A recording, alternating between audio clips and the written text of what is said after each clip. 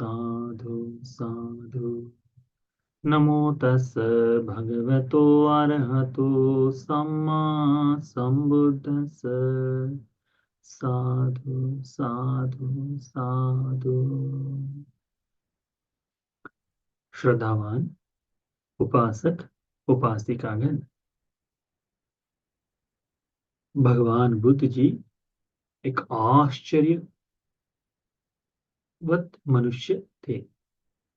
भगवान बुद्ध जी जिन जिन विद्याओं को पाए थे, उन सभी विद्याओं में एक रिद्धि बल आता है। तो रिद्धिशाली भगवान बुद्ध जी इस लोक में जो न दिखा पाए, इतनी रिद्धियां भगवान जानते थे। तो भगवान के शिष्य जो धर्म से उत्पन्न है, धर्म की वाणी से उत्पन्न है, वे भी इन रिद्धियों को प्राप्त कर पाए थे। तो आज हम ऐसे ही एक भिक्षु के बारे में चर्चा करेंगे, ऐसे ही एक भिक्षु के बारे में जानने की कोशिश करेंगे। उन भंते जी का नाम है सागत थेर।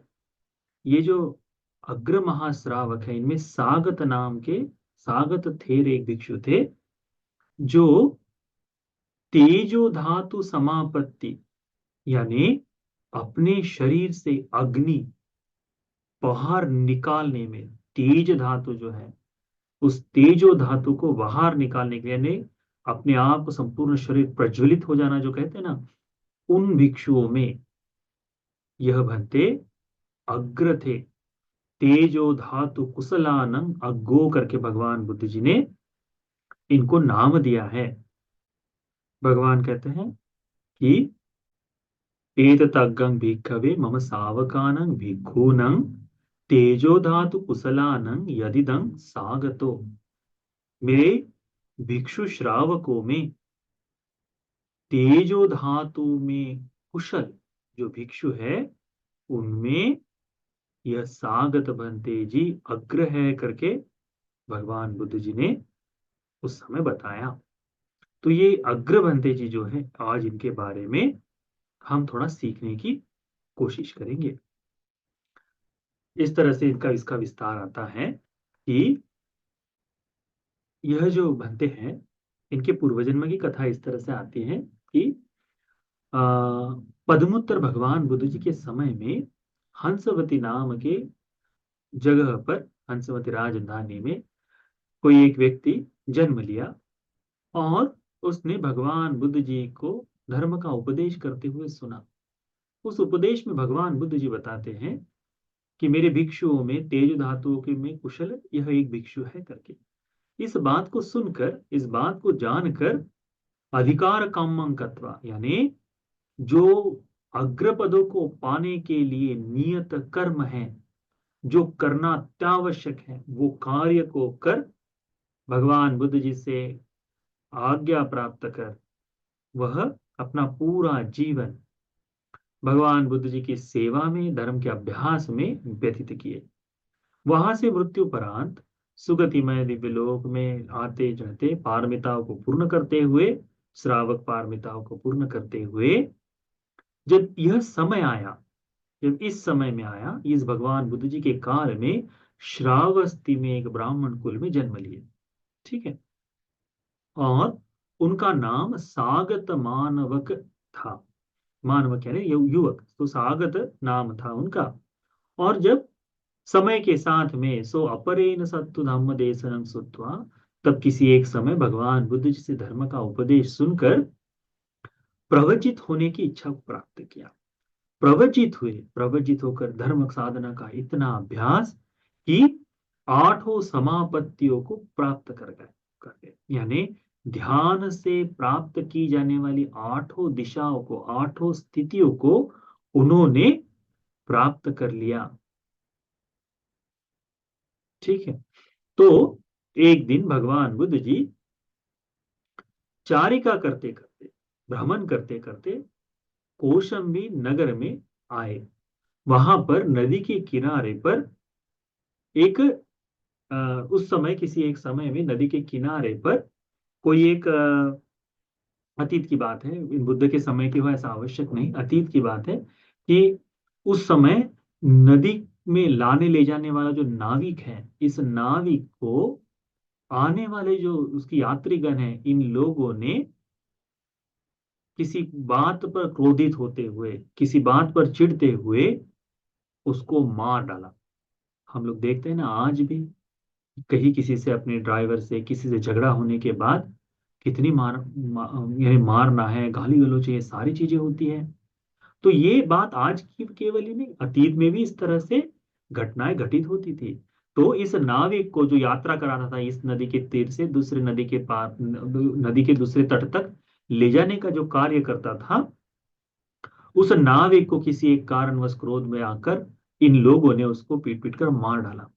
तो वह व्यक्ति सामान्य स्वभाव से तो शांत रहने वाला था, परंतु जब इस तरह से मारा गया, तो क्रोध के कारण, द्वेष के कारण वह उसी नदी के पास में महादिव्य राज नाग बन के पैदा हुआ। तो नागलोक में जन्म लिया। ठीक है। तो नागलोक यानी दिव्य लोक, यानी मनुष्य लोक से तो नीचे है, परंतु बड़ा अनुभव संपन्न, बल संपन्न है वह। तो नागलोक में जन्म लिया। तो ये जो नाग राजा है, यह समय समय पर बड़ा क्रोधित हो जाता था, और समय समय पर शांत रहता था। समय समय पर दूसरों को तकलीफ पहुंचाता था, समय समय पर नहीं। तो गांव के लोग क्या करते हैं, जब ऐसी कोई बात हो, किसी से कोई विपत्ति हो, तो क्या करते हैं कि बलि का विधान करते हैं कि हम हमारे घर से इतना देंगे, हम यहाँ से इतना देंगे, तो हे नाग देवता या फिर हे कोई व्यक्ति, हमें इससे कोई आपत्ति ना हो करके। तो उस समय वहां पर उस गांव में एक बलि की प्रथा, यानी दान देकर या कुछ न कुछ देकर चलने वाली प्रथा का आरंभ हुआ। तो भगवान बुद्ध जी उसके नजदीक गए। अब भगवान बुद्ध जी तो बिल्कुल शांत स्वभाव से रहने वाले थे, तो उनका एक शिष्य जो है सागत थेर, जो अभी इन रिद्धियों से युक्त है, उसने सोचा कि गांव वालों को भी इस नागराज के कारण बड़ी तकलीफ होती है, और हम तथागत भी हैं। तो वह उस नागराज के भवन में गया, क्योंकि लोगों ने उस नागराज को रहने के लिए भवन की, क्रोधित न हो, क्रुद्ध न हो करके उसको बनाकर दे दिया था। हुआ ऐसा कि जब बैठे हैं नाग, तो यह जाकर, नागराजा उस समय अपने रूम में नहीं था या फिर उसके घर में नहीं था, तो ये सागत थेर उनके घर जाए और वहां बैठ गए। अब बैठने के बाद थोड़ी देर में ये आया, कहता है कि कौन ये समन मुंडक है, कौन यह जो जिसके बाल नहीं, ऐसा कौन है करके, जो मेरे यहाँ आकर इस तरह से बैठा है करके, क्या तुम जानते नहीं हो करके भाव प्रकट करते हुए उस नाग ने अपने शरीर से अग्नि को बाहर निकाला। अपना तेज जो है, तो अनुभव संपन्न है, तो नाग का जो अग्नि का जो तेज है, उस तेज को बाहर निकाला। उसकी इधर से आने वाली अग्नि को देखकर शेर ने भी अपने शरीर से अग्नि बाहर निकालना शुरू कर दिया। देखिए, भगवान बुद्ध जी भी इसी तरह की एक रीति दिखाए थे। कहाँ पर? नदी नदी काश्यप, गया काश्यप, उर्मिला काश्यप को धर्म का उपदेश करने के लिए जब गए थे, तब आरंभ में उर्मिला काश्यप के यहाँ बैठकर उसके घर में प्रवेश करने के लिए क्या पूछा गया कि श्रवणों, क्या तुम्हारे यहाँ मैं निवास कर सकता हूँ? तो कहते हैं कि हे समन गौतम, हमारे यहाँ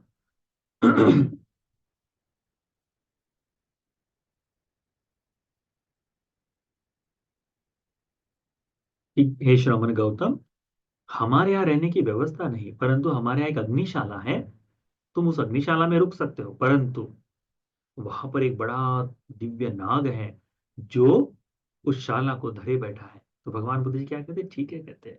और भगवान बुद्ध जी उस अग्निशाला में जाकर बैठते हैं। और दूसरे दिन जब ये लोग बाहर आकर सोचते कि अरे आज तो कल रात्रि में इतना तेज, इतना आग निकला है, तो हो सकता है कि श्रमण गौतम मर गए होंगे।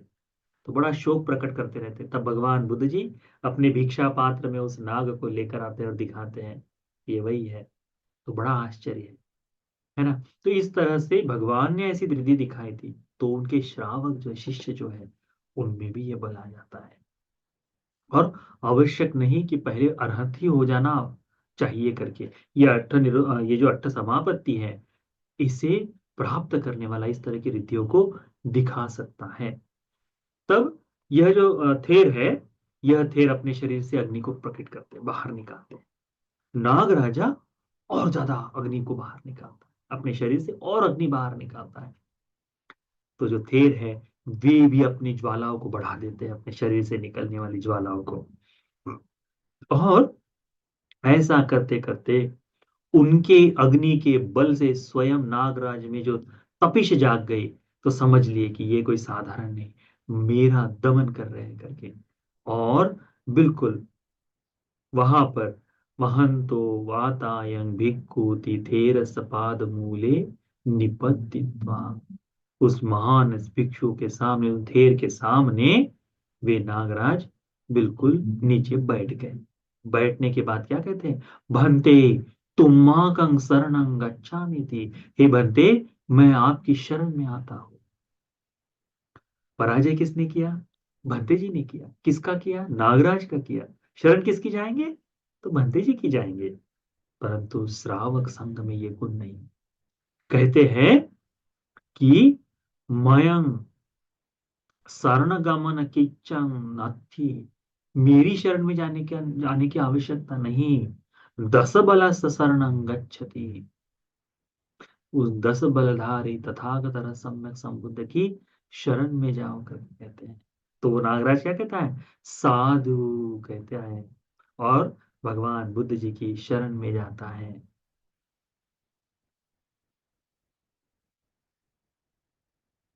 भगवान बुद्ध जी की ये नागराज शरण में जाता है। तो ये जो बात है कि सागत थेर ने, सागत भंते जी ने इस महान ऐसे प्रताप ऐसे नागराज का दमन किया है, दमन किया है करके सबको सुनने में आता है। तो कौशंबीवासी जितने भी है वे लोग इस बात को सुनते हैं कि अम्बतित्तिक नागो, यह जो अम्बतित्तिक नाम का नागराज है, यह नागराज का सागत भंते ने दमन किया है, और भगवान बुद्ध जी को वह शरण में गया है करके यह बात पूरे इसमें फैलती है। और उसकी प्रसिद्धि, भंते जी की प्रसिद्धि फैलती है। अब जब ऐसा कोई बहुत आनंद का मौका हो तो हमारे यहाँ क्या किया जाता है, हाँ, हमारे यहाँ एक तो गुलाल उड़ाया जाता है, या फिर आनंद का मौका हो तो पटाखे फोड़े जाते हैं, आनंद का मौका हो तो गीत गाए जाते हैं, शादी ब्याह का मौका हो तो क्या किया जाता है ना, देखा है ना आपने। कहते हैं कि शादी में भी इसका बजट अलग से होना चाहिए करके, होता है कि नहीं। तो भगवान के समय में भी ऐसा ही होता था कई बार। भगवान बुद्ध जी ने मना किया है भिक्षुओं को, पर ये होने से पहले, ये शील बनने से पहले, जब शील नहीं था तब भगवान के समय में कुछ एक भिक्षुओं का, 6 भिक्षुओं का एक समूह था जिनको कहते हैं छब्बगीय भिक्षु। हम भिक्षु लोगों के लिए जितने नियम है ना, ये 227 नियम, इनमें अधिकांश नियमों के लिए जो कारण है वे ये छब्बगीय भिक्षु है। तो ये क्या कहते हैं, गांव गांव में जाकर, वहां शहर में गांव में जाकर क्या कहते हैं कि वहां कोपतिकंकर के नाम का कापोतिक, कापोतिक नाम की एक शराब आती है, ठीक है, तो उसको बनवाए और खुद भी एक एक पिए, भंते जी को, थेर को भी एक एक देने लगे। जब भिक्षु भिक्षाटन के लिए गया, दूसरे दिन भी घर के हर एक गांव घर घर से उनको एक एक देना शुरू किया। भगवान ने तब तक ये शील नहीं बनाया था कि सुरा मेरय मज्ज पमादट्ठाना वीरमणि करके, नहीं था उस समय, भिक्षुओं के लिए भी नहीं था। तो वो भिक्षु, ये छब्बगीय भिक्षुओं ने क्या किया कि हर्ष का मौका है, आनंद का मौका है, भगवान का संग जो है, भगवान का शिष्य जो है इतना प्रतापी है करके हर्ष को कहने के लिए वो करना शुरू कर दिए। तो जब ये हुआ तो ये भिक्षु बगैर, ये सागत भंते जिसने इतना पराजय किया था, नाग का दमन किया था, कितना स्मृति चाहिए उसके लिए, कितना सामर्थ्य चाहिए। परंतु ये हर एक घर से एक एक छोटा छोटा घूंट पीते पीते इतना प्रमत्त हो गए कि स्वयं की सुधा नहीं रही, भूख के कारण इस तरह से कुछ भी नहीं खाया, केवल दारू पी है। तो उस कारण से क्या हुआ, जाकर नाली में गिर गए, वहां पड़े हैं। भगवान बुद्ध जी को ये बात पता चली। कि ऐसे भिक्षु, क्योंकि जब कोई नाली में पड़ जाता है ऐसा महान भिक्षु तो निंदा होती है ना। तो निंदा हुई। तो भगवान बुद्ध जी ने इस बात को देखा और सभी भिक्षु को डांटा। इन भंते जी ने भी तभी ग्रहण किया, क्योंकि तब तक कोई शिक्षा पद नहीं था, तब तक कोई नियम नहीं था। बुद्ध शासन की एक विशेषता है, बुद्ध शासन में आने वाले भिक्षुओं की एक विशेषता है, नियम जिनका नहीं है उनके लिए भिक्षु अधिक सोचता नहीं है कि ये नियम नहीं है तो इसको मैं कर सकता हूं। परंतु जो नियम आ जाए तो उसे ऐसी रेखा समझते कि इसे लांघना भिक्षु के लिए शोभनीय नहीं है करके। भगवान बुद्ध जी इस शराब पीने की बात को बड़ी निंदा करते हैं, बहुत तरह से उसके अगुण को प्रकट करते हैं, उस तरह से भिन्न भिन्न तरह से उसको उसके बारे में विस्तार करते हैं और डांटते हैं और कहते हैं कि आज से वह शिक्षा पर बनाते हैं कि भिक्षु किसी भी तरह की सुरा मेर या मज्ज ग्रहण नहीं करोगे। पाचित्यम का उसको दोष लगाए हैं भगवान। तो ये शिक्षा पद उस दिन से आया। फिर ये भिक्षु कौन, सागत भंते जी, जब होश आया स्वयं ही लज्जा में आ गए। यारी कैसा ये जीवन है। हाँ, इतनी रिद्धियां दिखाने का सामर्थ्य रखने वाले, शरीर को अग्नि से निकाल, इस शराब के कारण स्वयं की सुधा खो बैठे, स्वयं का स्वयं का जो जागृत भाव था स्मृति खो बैठे। लज्जा आनी चाहिए करके भगवान से उपदेश, इसका भगवान से जो डाटा है वो भी सुनकर स्वयं एकांत रूप में गए, एक जगह पर गए और अपने भीतर में संवेग को उत्पन्न किया, अपने आप को फटकार कर संवेगित हुए कि अरे ऐसा कैसे हो सकता है, इतना रिद्धिमान और ये शराब के कारण संपूर्ण स्मृति को खो दे, ये भिक्षु के लिए बिल्कुल अच्छा नहीं होता। भगवान ने दोष दिया इस बात को जानकर वह भिक्षु समथ और विपश्यना इनका अभ्यास करना आरंभ किए और विपश्यना करते करते अरहत्व फल को प्राप्त हो गए। कहाँ? अरहत्व फल को प्राप्त हो गए। और इसका पूरा विस्तार, ये जो है ना शराब पान का विस्तार, विनय पिटक में इसका विस्तार मिलता है हमको।